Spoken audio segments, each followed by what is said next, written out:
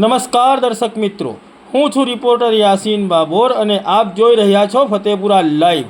આજના મહત્વના સમાચારની વાત કરીએ તો દિલ્હીથી આવેલા આમ આદમી પાર્ટીના ફતેપુરા વિધાનસભાના ઇન્ચાર્જના અધ્યક્ષ સ્થાને સંજેલી ખાતે આમ આદમી પાર્ટીની સંકલન બેઠક યોજાઈ।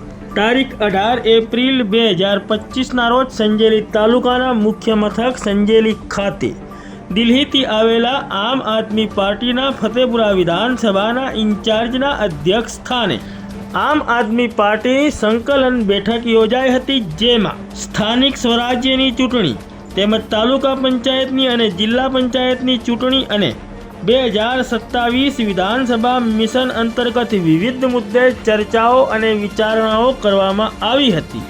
આ બેઠકમાં ફતેપુરા વિધાનસભાના આમ આદમી પાર્ટીના વિવિધ હોદ્દેદારો અને કાર્યકરો ઉપસ્થિત રહ્યા હતા।